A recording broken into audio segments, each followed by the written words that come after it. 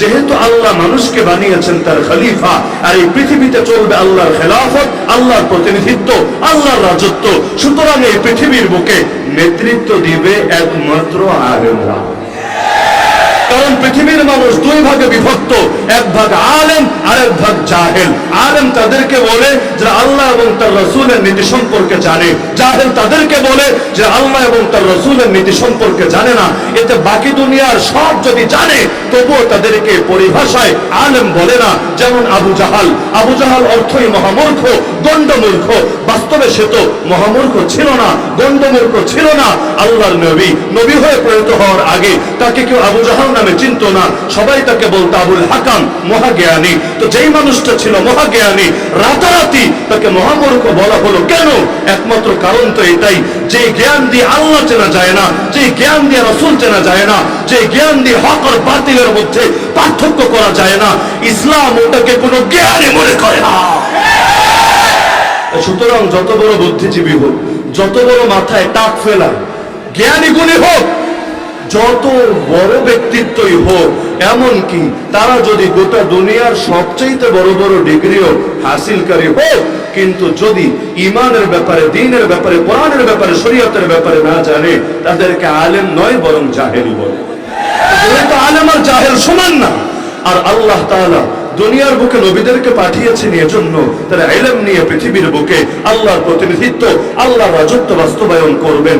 আর নবী জানিয়েছেন আল উলামা ওয়ারাসাতুল আম্বিয়া, নবী তো চলে যাচ্ছেন কিন্তু কিয়ামত পর্যন্ত ওয়ারিসদের সিলসিলা রেখে যাচ্ছেন। সেই ওয়ারিসদের নামই হলো উলামায়ে কেরাম, যারা আল্লাহর রাসূলের ওয়ারিস হবে। কোন ক্ষেত্রে ওয়ারিস হবে? আর ওয়ারিস তো বহু ক্ষেত্রেই হবে। শাইখুল হাদিস আল্লামা আজিজুল হক নাওয়ারুল্লাহ কথা বলতেন, এই হাদিসটাকে আমরা প্রচার করি ফজিলতের হাদিস হিসাবে, কিন্তু এটা একদিকে যেমন ফজিলতের হাদিস, তার চাইতে বেশি দায়িত্বের হাদিস। এই হাদিস আমাদেরকে জানিয়ে দিচ্ছে নবীদের জিম্মাদারি ছিল যা যা, আলেমদেরও জিম্মাদারি হবে তা তা।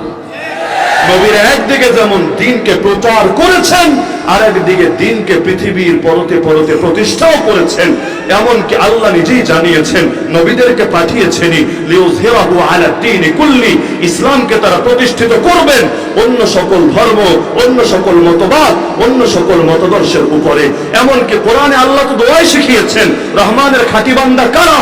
যাদের একটা দোয়া হয় এটা, রব্বানা হাব লানা মিন আজওয়াজিনা ওয়া যুররিয়াতিনা কুররাতা আয়ুন ওয়াজআলনা লিল মুত্তাকিনা ইমামা। হে আল্লাহ, আমাদেরকে মুত্তাকিদের, মুমিনদের নেতা বানিয়ে দেন। কারণ যদি হকপন্থীরা নেতা না হয়, বাতিলপন্থীরা হবে নেতা।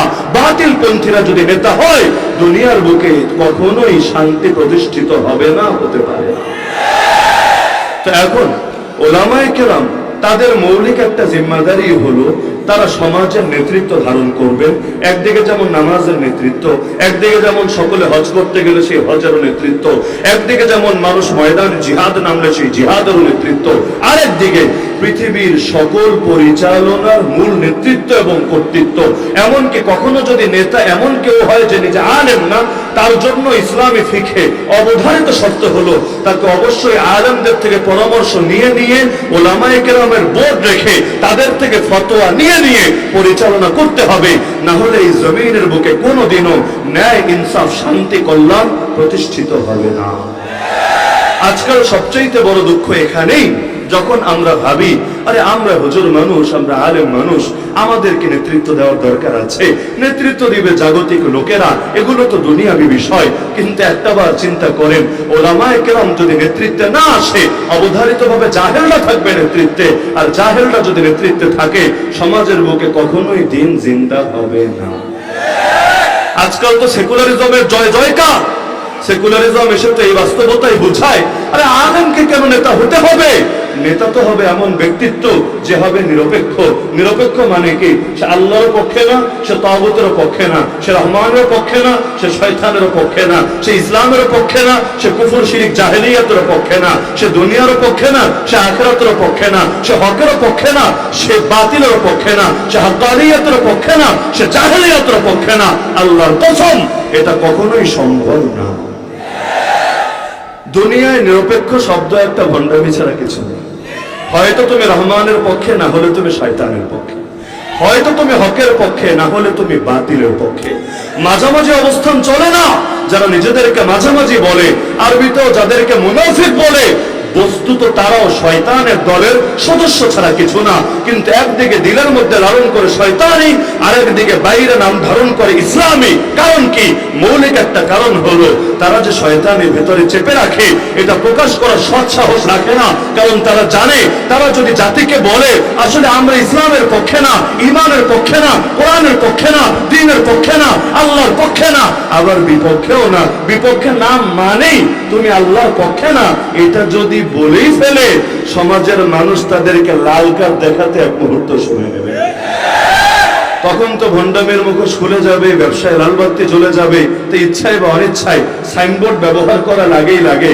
আসলে তোমাদের পক্ষেও না, বিপক্ষেও না। মানেটা কি? মাঝামাঝি সুরাত তো সম্ভব না। ইসলামকে শান্তির ধর্ম না অশান্তির ধর্ম? আপনাদের কি মত, শান্তির না অশান্তির? যদি ইসলাম শান্তির ধর্মই হয়, ইসলামের পক্ষে থাকবে না কোন দুঃখে, কোন যুক্তিতে? ইসলাম শান্তির ধর্ম হওয়ার অর্থ তো এটাই, ইসলাম যেখানে যাবে শান্তি নিয়ে যাবে। যেখান থেকে ইসলাম মাইনাস হবে, সেখান থেকে শান্তি মাইনাস হবে। ব্যক্তি জীবন থেকে ইসলাম মাইনাস হলে ব্যক্তি জীবনে শান্তি থাকবে না। পরিবার থেকে ইসলাম মাইনাস হলে পরিবারে শান্তি থাকবে না। সমাজ থেকে ইসলাম মাইনাস হলে সমাজে শান্তি থাকবে না। রাজনীতি থেকে ইসলাম মাইনাস হলে রাজনীতিতে শান্তি থাকবে না। অর্থনীতি থেকে ইসলাম মাইনাস হলে আজকের মতো করুন হালত হবে, দেশে আর শান্তি থাকবে না। বিচার আচার থেকে ইসলাম মাইনাস হলে সেখানেও শান্তি আর থাকবে না। শিক্ষা ব্যবস্থা থেকে ইসলাম মাইনাস হলে ঘ্যাঙর ঘ্যাঙর থাকতে পারে, ঝিঙ্গালারা ঝিঙ্গালারা থাকতে পারে, কিন্তু শান্তি আর থাকবে না।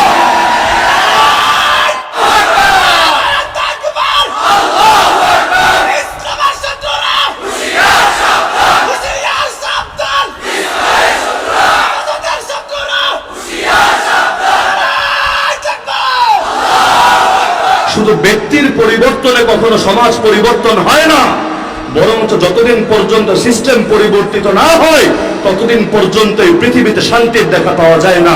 আমার নবী যখন মক্কায় ছিলেন, আমার নবীকে কি ক্ষমতার অফার দেওয়া হয় নাই? 3টা অফার দেওয়া হয়েছে। মোহাম্মদ ভাতিজা, তুমি বলো, যদি নারী চাও আরবের সবচেয়ে সুন্দরী নারী এনে দেব, যদি সম্পদ চাও সম্পদের স্তূপ বানিয়ে দেব, যদি ক্ষমতা চাও তোমাকে দারুন নদওয়া নামক পার্লামেন্টের মেম্বার বানিয়ে নিব। আল্লাহ নবী তিনটাকে নাকচ করেছেন। আমার সুন্দরী নারীও লাগবে না, আমার রাশি রাশি স্তূপকৃত সম্পদ লাগবে না, আমার দারুন নদওয়া নামক পার্লামেন্টের মেম্বার হওয়া লাগবে না। কিসের জন্য? এই ক্ষমতার অপশনটাও তিনি গ্রহণ করলেন না। যদি বলেন তিনি হুজুর মানুষ, ক্ষমতা দিয়ে তিনি করবেনটা কি? তাহলে মদিনায় যাওয়ার পর তিনি গ্রহণ করলেন কেন? মদিনায় যাওয়ার পর গ্রহণ করাটাই আপনার কথাকে সত্য বলে স্বীকার করে না। তার মানে ক্ষমতার প্রতি তার অনীহা না। যদি অনীহা হয় এই দোয়া কেন শিখালো আল্লাহ? ওয়াজআলনা লিল মুত্তাকিনা ইমামা, হে আল্লাহ নেতা বানান, হে আল্লাহ ইমাম বানান, তবে দুনিয়ার বাতিলদের ইমাম না, এই মুমিন মুত্তাকিদের ইমাম বানান। তা আল্লাহ রাসূল তো ইমাম হয়েছিলেন, তো 13 বছর পরে কেন হলেন? 13 বছর আগে হলে সমস্যা ছিল কোথায়? মূল সমস্যা এক জায়গায়। তিনি যদি দারুন নদওয়ায় দায়িত্ব নিতেন, নিঃসন্দেহে তাকে দায়িত্ব দেওয়া হতো, কিন্তু দেওয়া হলেও সমাজ পরিবর্তিত হতো না। কারণ মক্কায় একনায়কতন্ত্র ছিল না, মক্কায় একজনের সার্বভৌমত্ব ছিল না, একজনের কথাই আইন, একজনের কথাই বিধান, এটা মক্কার সিস্টেম ছিল না। মক্কায় দারুন নদওয়ায় আবু জাহলও বলতো, আবু লাহাবও বলতো, উতবাও বলতো, শাইবাও বলতো, ওমরও বলতো, খালেদও বলতো, আবু সুফিয়ানও বলতো।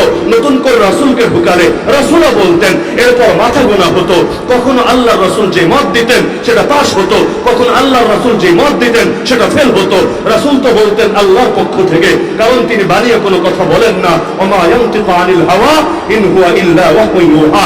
রাসূল বলতেন চোরের সাজা এটা, রাসূল বলতেন ডাকাতের সাজা এটা, রাসূল বলতেন ধর্মত্যাগী জিন্দিকদের সাজা এটা, রাসূল বলতেন অমুক অমুকের ব্যাপারে ইসলামের নির্দেশনা এটা। আবু জাহল বলতো না ভাতিজা এটা চলবে না। আবু লাহাব বলতো আরে এটা বেশি করা হয়ে যায়, এই সমাজে এমন হুজুগে হলে চলবে না। এক একজন এক এক মত দিত, দেওয়ার পরে মাথা গুনে গুনে কখনো আল্লাহ পাস, কখনো আল্লাহ ফেল। নাউযুবিল্লাহি মিন যালিক। এভাবে কখনোই সমাজের বুকে ইসলাম জিন্দা হয় না।